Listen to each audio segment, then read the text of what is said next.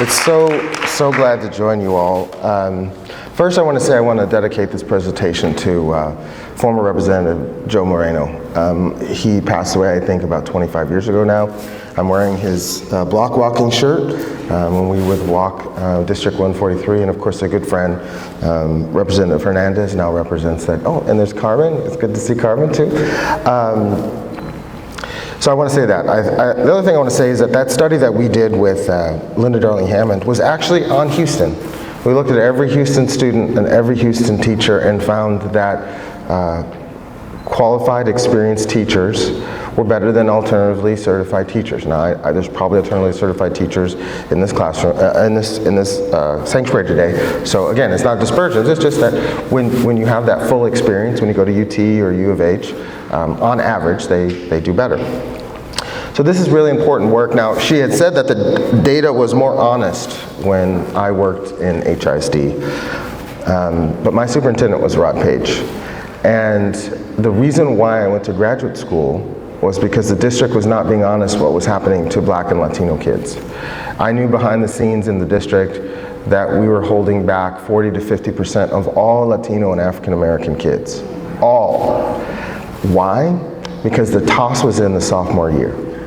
And then what the district would do is it would skip the students over the sophomore and junior year into their senior year a few years later, and they would walk, but they would not graduate. Why? Because as you and I both know, you had to pass the toss. It was an exit test. And so that's why you saw what you saw with the Texas Miracle, the one that drove No Child Left Behind, because what Houston was doing even then, 25 years ago, was highly problematic. Because it's a part of a broader attack on public education, and we're going to get to that today. I want to talk about the broader structural challenges. I understand how Mike Miles is problematic, and I wrote a paper about Mike Miles when he was in Dallas, and you can Google that online. It was a commissioned paper, and what was actually happening in Dallas under his leadership. But there's 10 more Mike Miles in the world. Because if Mike Miles is let go, the governor and his acolytes, there's 10 more folks willing to do the bidding. And so the issue that we have is not a particular person. It's what the ultimate goal of these policies are. And I think that's what we really have to think about. I think many of you have heard about New Orleans and what's happened in New Orleans, and the fact that they've privately managed or privatized virtually every single school in that city, which means that the resources and the control of curriculum and who gets hired and doesn't get hired is no longer accountable to the public democratically, but accountable to the nonprofit and for-profit and whoever is incorporated to run the schools. And I think the unfortunate circumstance is the writing's on the wall, so to say. I think you all may know that biblical reference. That what's happening in Houston is actually not about what's happening right now. It's what they want to happen in the future. It's the long-term plan that they have. Folks that are interested in private management and privatization of public education have a long-term plan. They play the long game. So while we're thinking about Mike Miles, which we absolutely should be, the conversation is actually about what they want to do next year and 5 years from now. This is what you see at the Supreme Court. It's a long game. And part of the challenge with folks who believe in democracy, who don't believe in autocratic rulers, so to say, or authoritarian approaches to education or governance of a nation, we have to understand that folks that do believe in those things have a long game. And so while I think it's very important for us to focus on particular individuals, and we also have to think about what's the long game and what's our long game. Okay, so let me start with that. So we know that anti-democratic public schools has a variety of issues. Now, those issues are about privatization and lack of local control. And what that means is that decisions are made by external entities, private entities, so external to Houston, or private management companies. Some people say, well, nonprofit is okay. I can tell you 10 reasons why nonprofit is not okay. I don't know if any of you have heard of the Harmony Schools. That's a whole nother conversation. Nonprofit, but actually for-profit. Inequitable resource allocation. When communities are taken out of that equation, it allows the people who are privately managed or politically controlling your schools to enhance that. We already know that River Oaks looks a lot different than the wards, right? We already know that Memorial looks a lot different than the wards. And some people don't like us to talk about the wards. Well, we have to talk about that because that is where that long-term historical structural inequality comes from. It's not by mistake, it's on purpose. Everybody knows the elephant in the room. The nicer place you buy in Houston, the nicer public school you get, that means it's on purpose, right? That means it's absolutely on purpose. And what choice advocates will say is, well, we don't want to talk about inequities. We don't want to talk about school funding, and they'll bring Hanashek in here to talk about that, or quite frankly, a person of color that they're paying a lot of money to tell a particular story. They'll do that. And so what we have, though, is people power. Together, we have the facts on our side, not the alternative facts, but the facts on our side. You can feel very comfortable that the work that you're doing has support in the research literature, the peer-reviewed independent research literature. Yes, you can get the Friedman Foundation or the Heritage Foundation or whoever to pay someone to publish a study that says X, but they know that they can't get those studies through peer review. Some people track it back to Milton Friedman, who's considered the grandfather of school choice back in the 1950s, because after Brown versus Board, white families didn't want their students to go to school with black families, so they created vouchers so that they could privatize the schools so they didn't have to desegregate them. Some people track this back all the way back there, but let's start a nation at risk, and then of course you see No Child Left Behind. Of course, No Child Left Behind is based on what didn't happen right here in Houston. They said that if we tested everybody and we created standards and we did accountability, and so then there was this Texas miracle. And so I worked with Linda McNeil, and we uncloaked that Texas miracle and showed how Texas, George Bush, Rod Page, we need to name names, how they said that they accomplished something that they never accomplished. No one 25 years later is saying that there was a Texas miracle, or that we should base an entire policy, No Child Left Behind, on something that never happened in Texas. But the things that actually happened in Texas, we saw happen all across the nation. Narrowed curriculum, high stakes tests. There was a point here in Texas where you had to take 15 exams to graduate from high school, right? And that high stakes testing did not get us where they said it was going to get us. An NEPC study with National Education Policy Center. Now, if you don't know about the National Education Policy Center, it's a set of scholars, and I'm a fellow there too, that look at all of this research out there, especially that comes from these right-wing think tanks, and says, is this work valid? So that's part of your homework, write that down, National Education Policy Center. So when you see that latest think tank paper that says charter schools are the best thing since sliced bread, a lot of times there will be scholars that will review those reports and tell you, here's what they didn't tell you, here's what they didn't do. For example, with Credo. How many of you have heard of the Credo charter studies?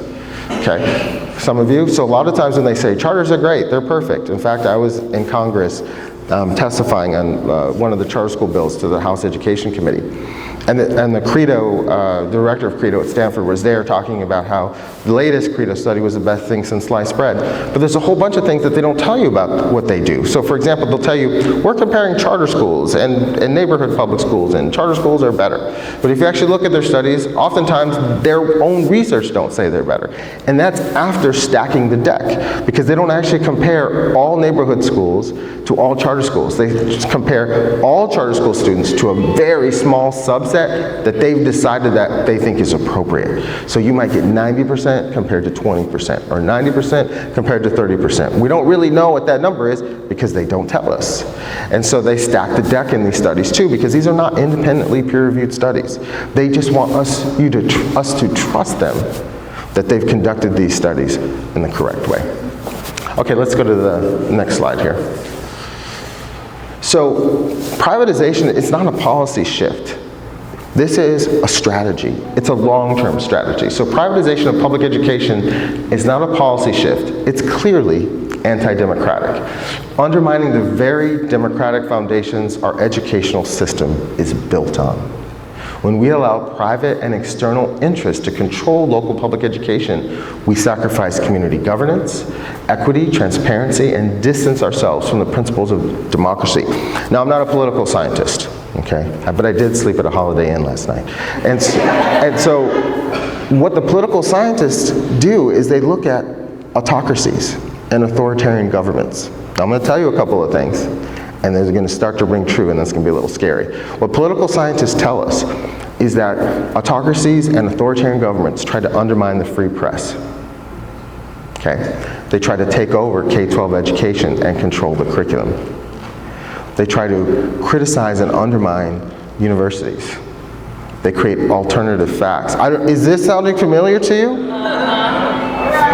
This is what the political scientists say is the playbook for authoritarian governments. And we are literally seeing that playbook in Houston, in this state, and nationally. This is what political scientists are telling us are the characteristics of what lead to authoritarian governments. So this work is anti-democratic. It's literally anti-democratic. Next slide, please. So I promised a little bit of civil rights conversation. Now, I'm not currently serving in a role with the NAACP because I'm going to tell you I have the #2 role as an academic leader in an institution. And some of you might be thinking, why is Julian not blogging anymore? Why is he not doing this work? Because I'm going to tell you why. Because we now have 1,000 candidates to become teachers at my university. 1,000. Isn't that amazing? And yeah, I dance so good. That's a good hand. We've had a 30% increase since we arrived at Western Michigan. Part of that is that Michigan is really committed to solving problems. I don't know if you saw my governor on TV the other day on CNN. She's wearing her pink dress and her pink lipstick. And I don't know if you saw this, Governor Whitmer, who incidentally had a book come out last week.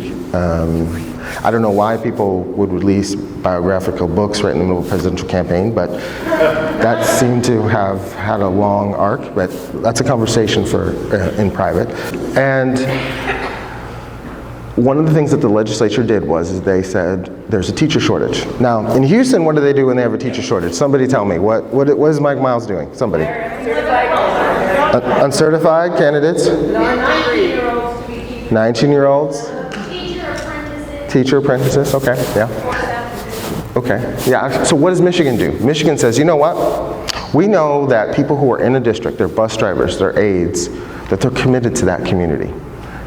Because part of the challenge with teacher education is that depending on where you are, the attrition is really high. In California, where I was before, the attrition was like 50%, 50-50 chance if you're an alternately certified teacher. If you're a traditionally certified teacher, there's a 25% chance you didn't stay.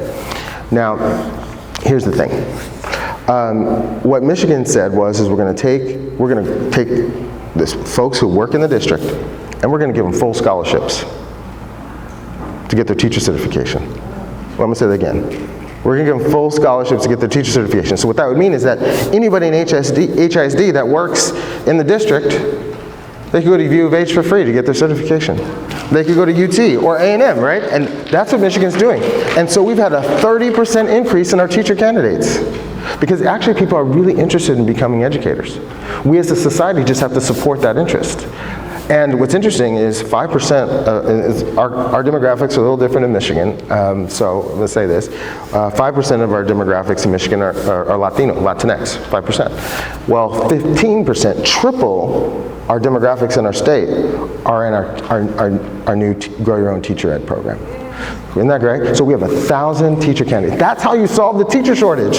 You don't solve the teacher shortage by hiring 19-year-olds. Or 80 different alternatively certified pathways. What you do is you bring in people who are passionate about that community, and then you give them full scholarships, and guess what's going to happen? They're going to stay and they're going to thrive in your district. That's how you solve problems. Now, part of the challenge with this is that there are people in public policy that believe, why solve problems when you can monetize them? I want you to think on that one. Why solve the problem if you can monetize it? Okay. Now here's a couple of civil rights concerns. I think one and you see this in charter schools and privately managed schools, is that you can discriminate in admissions. So Kevin Wellner's done a lot of work on creaming and cropping. I'm not going to dig into that, but there are ways, and there may be charter school supporters or educators or parents in here. This is not a critique of you. This is a critique of how the system allows certain types of behavior. Okay? It's just like Harvard, okay? I saw a Harvard t-shirt in here. I'm a Stanford grad, so I don't want to see that t-shirt.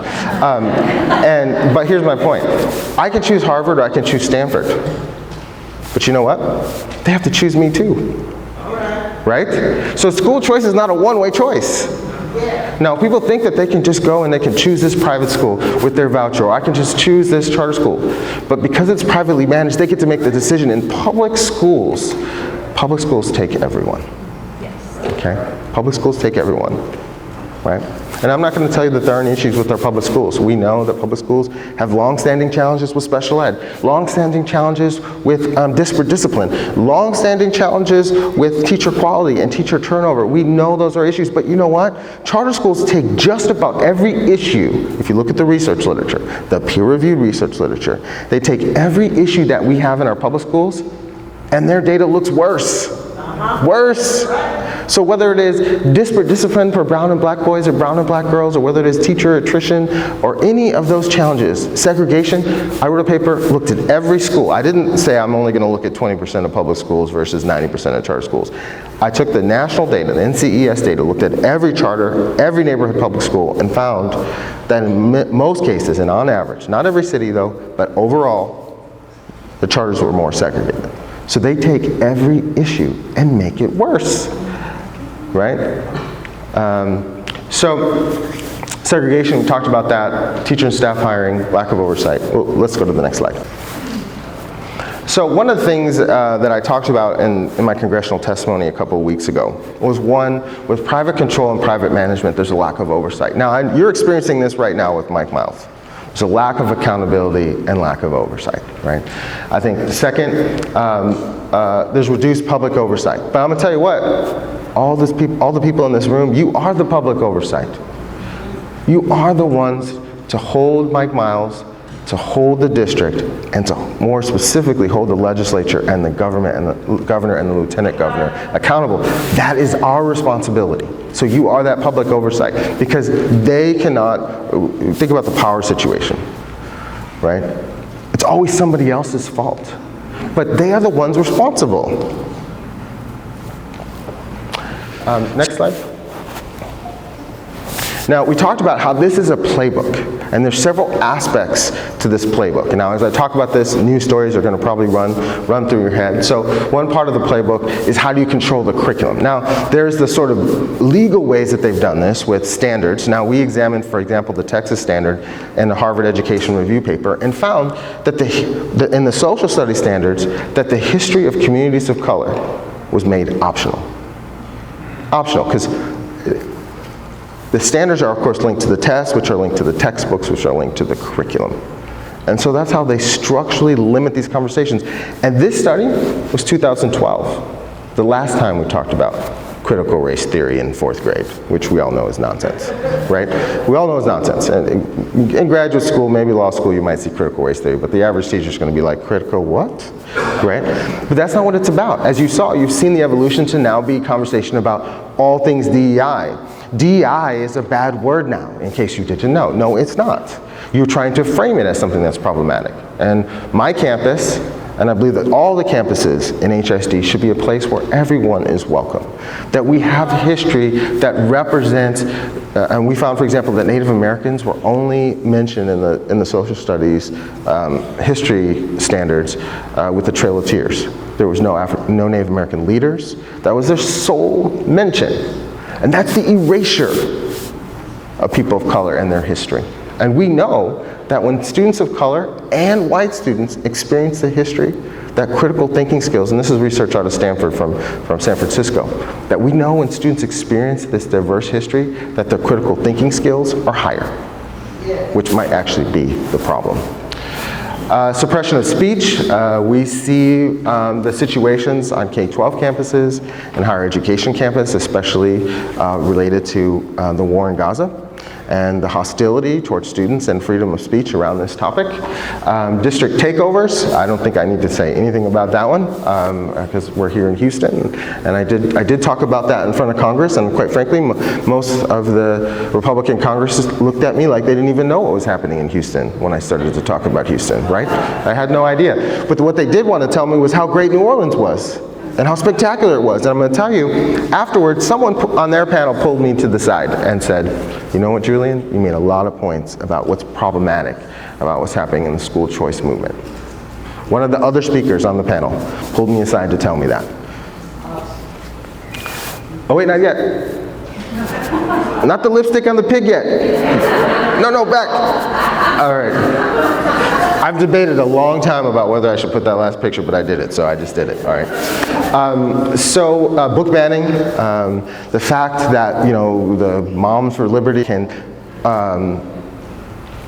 single-handedly get books banned without community conversations. I'm not going to say that all material is appropriate for children. I'm not going to say that. But this single person this single group should not be making decisions for an entire community. These should be community decisions. And again, I'm not going to say all books are appropriate. I think maybe I read a couple inappropriate books when I was in middle school. But my point is that these should be community decisions, not political decisions. And then, as you have experienced here, the takeover of your school boards, either through appointments or support. I had a former school board member in Oakland tell me, when she ran for school board, the charter school people approached her. Now, she's not running for a charter school board. She's running for the school board of Oakland schools in California. And she said to me, look, the charter folks came to me and said, if you support our agenda, there are going to be checks, big checks, they're going to show up from all over the United States to support you. If you don't, that won't happen. And these are the kinds of things and we wonder why the Oakland district has turned to charters. It's because there's dark money funding these races, and behind the scenes they'll tell them, look, if you agree to our agenda, okay? If you agree to our agenda, then there's a lot of resources in for you. And I'm gonna tell you, that's happened to me. They tried to woo me and say, you can come do keynotes for $15,000 and we'll set this up and come to DC and sit around this table and we're going to talk about all the stuff that the empire wants to do in the republic, right? But guess what? I got disinvited from those conversations because I wasn't going to sit around the table and listen to the nonsense. I remember there was one conversation where there was a business guy and he said, look, I had this idea for a charter school. And okay, what I was going to do is, what I did, they're called Carp Diem, what I'm going to do is I'm going to get rid of most of the teachers, and then every student's going to have a computer, and then I'm going to put 70 kids in the classroom with the computer and then one teacher. And then I was shocked to find out that their achievement plummeted. These are the conversations that they have with each other. And so I said, you were shocked that taking high quality teachers out of a classroom and putting kids in front of computers 8 hours a day was not going to improve their achievement?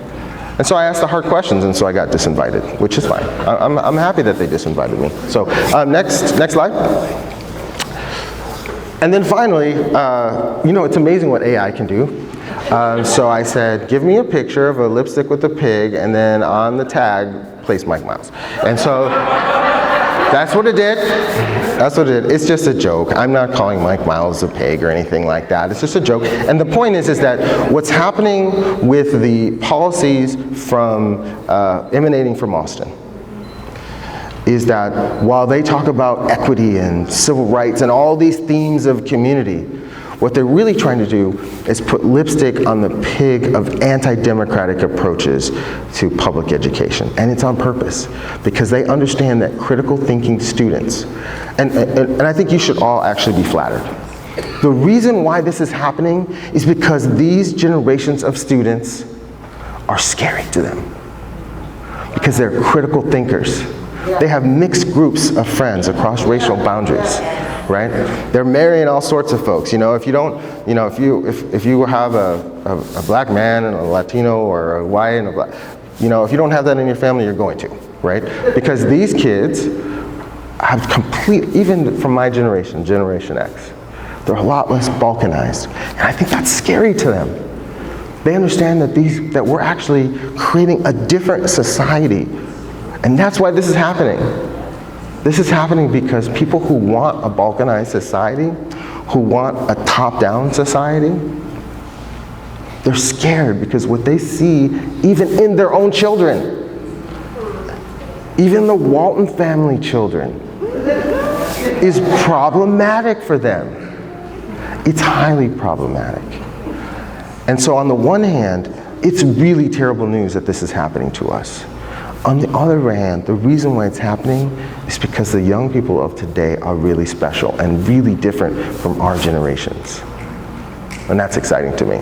So one final thought to leave you. Preserving democratic principles and educational integrity is crucial for the well-being of society.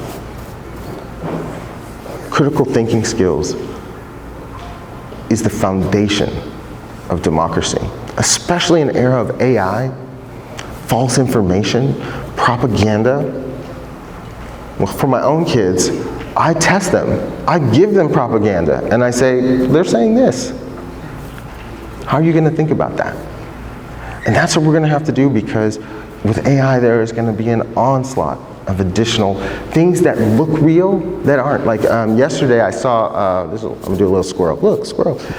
Yesterday I saw a meme. And the meme said that every media outlet, that the CEO was a donor to Trump. Right? So, but if you go to Snopes, it's not true. It's not true. It's not true. And so the question is, are we going to properly prepare our students for the onslaught of false and incorrect information that is headed their direction for the rest of their lives? Let me get back to the quote. A robust education system that upholds democratic values, promotes critical thinking, and fosters an informed citizenry that is the bedrock of a democracy. So, I want to invite you to go to colloquiumequity.com. There's a decade of work about charter schools, vouchers. Just Google Texas if you're only interested in Texas, and I know you're Texan, so you know Texas is the thing. But Google Texas if you want, and there's a whole set of conversations there. The blog is really focused on how I'm doing this work at scale now as a leader, but there's a whole set of work about charter schools, about vouchers,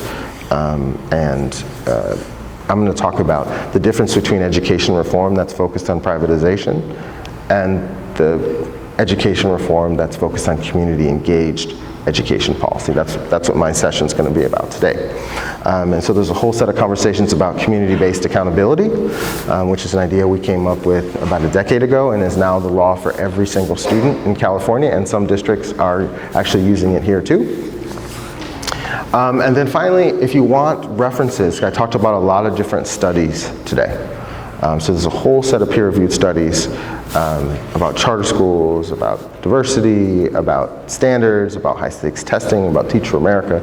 There's a whole set of things. You can go to bit.ly/profjvhcv. So if you want homework, go there. But it's just so good to be back here in Houston. I spent 3 amazing years here, and quite frankly, it really spurred this last 2 decades of work, because Houston is central in this fight for democratic education. And so it's up to you and the 10 or 20 people that you talk to and get informed to make this change. There's 10 more Mike Miles, but there's not 10 more yous. Thank you.